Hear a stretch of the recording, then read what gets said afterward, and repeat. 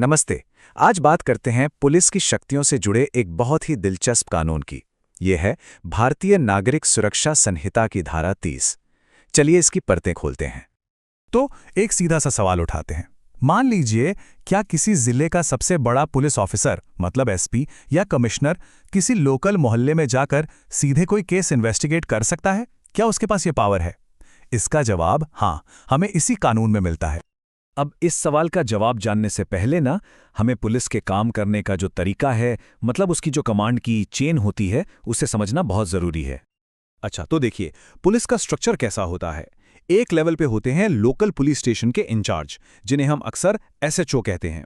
फिर इनके ऊपर आते हैं सीनियर अधिकारी जैसे कि सुपरिंटेंडेंट या कमिश्नर, जिनके अंडर में कई सारे पुलिस स्टेशन वाला एक पूरा का पूरा बड़ा एरिया होता है।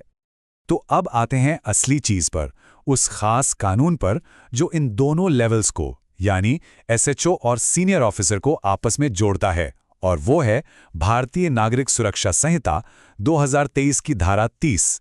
यकीन मानिए, यही वो नियम है जो पूरी कहानी बदल देता है। तो ये कानून क्या कहता है? ये साफ साफ कहता है कि एक सीनियर ऑफिसर के पास वो सारी की सारी पावर्स होती हैं जो एक लोकल स्टेशन के इंचार्ज के पास हैं। लेकिन यहां एक बहुत बड़ा ट्विस्ट है। ये पावर्स सिर्फ एक थाने की चारदीवारी तक ही सीमित नहीं है। अगर आसान शब्दों में समझें तो इसका सीधा सा मतलब यह है कि सीनियर अधिकारियों को एक पुलिस स्टेशन की बाउंड्री से बाहर जाकर भी काम करने का अधिकार मिल जाता है। उनकी पावर किसी एक थाने तक बंधी नहीं है, बल्कि उनके पूरे एरिया में, उनके पूरे अधिकार क्षेत्र में फैली हुई है। तो इससे ना अधिकारों का एक बड़ा ही दिलचस्प ओवरलैप बनता है। चलिए अब ये देखते हैं कि असल दुनिया में प्रैक्टिकली इसका मतलब क्या निकलता है। ये जो कंपैरिजन है, ये फर्क को बिल्कुल क्रिस्टल क्लियर कर देता है। सारा खेल जो है ना, वो एरिया के साइज का है। एक एसएचओ की पावर्स सिर्फ उसके अपने स्टेशन की बाउंड्री के अंदर तक ही हैं, लेकिन एक सीनियर अफसर की वही पावर्स उसके पूरे अपॉइंटेड एरिया में लागू होती हैं। ठीक है, तो ये तो हो गई कानून की बात। लेकिन सवाल यह है कि जमीन पर असलियत में इसका क्या असर होता है? यह पुलिस के काम करने के तरीके को आखिर कैसे बदल देता है?